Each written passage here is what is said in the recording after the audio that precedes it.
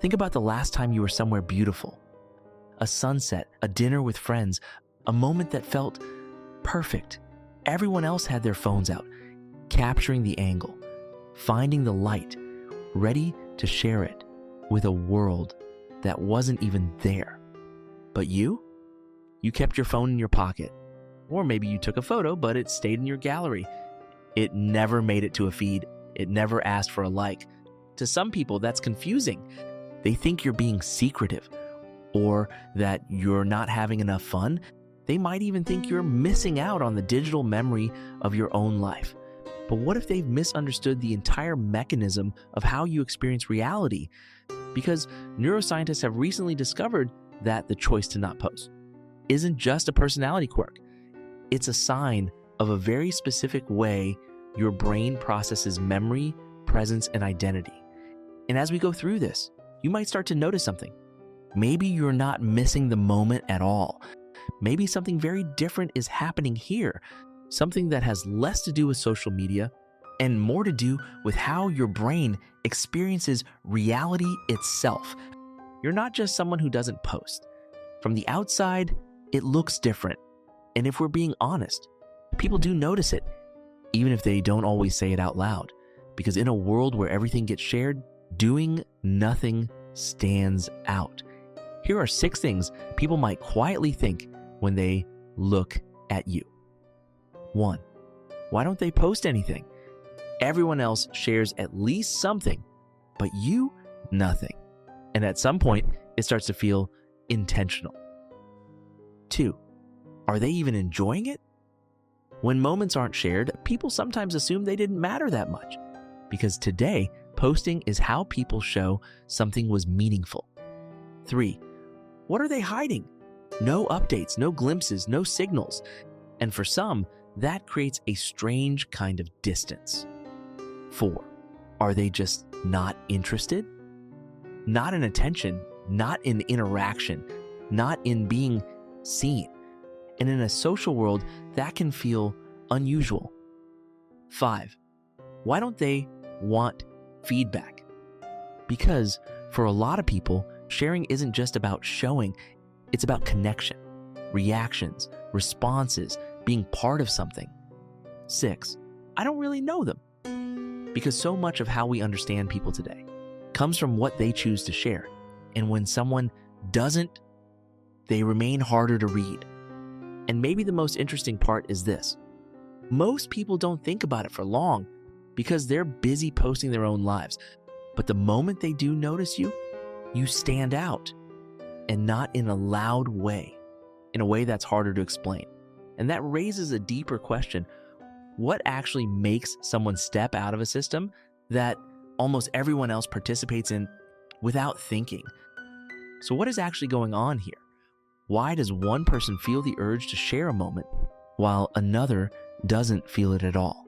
It comes down to how your brain processes experience. Attention direction. Some people split their attention. Part of them is in the moment. Part of them is already seeing it from the outside. Others don't. Their attention stays inside the experience. Reward processing.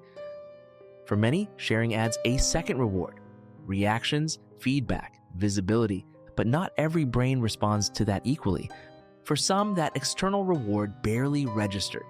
So the impulse to post never really forms. Self-observation. The moment you think about posting, you step outside the experience. You see it through other people's eyes. For some, that feels natural. For others, it breaks the moment. And this is where the difference shows. From the outside, it can look like disinterest.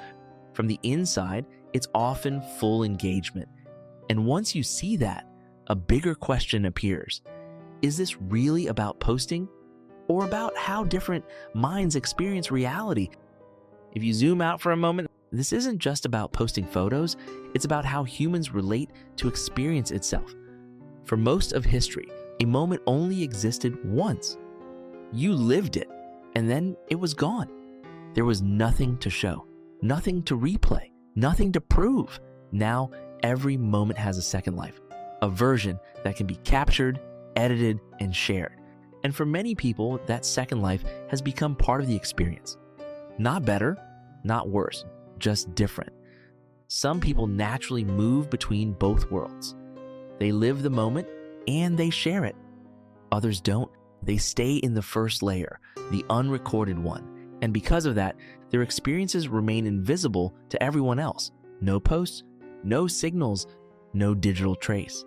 And in a world where visibility often equals presence, that can feel almost like absence. But it isn't.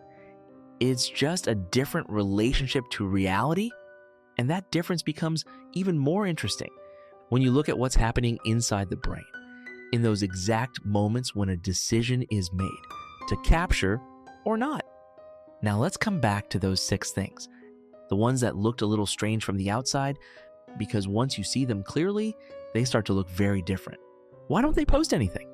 Because not every moment needs an audience to matter. Are they even enjoying it? Sometimes the deepest enjoyment leaves no trace at all. What are they hiding? Nothing. Some people just don't feel the need to show everything.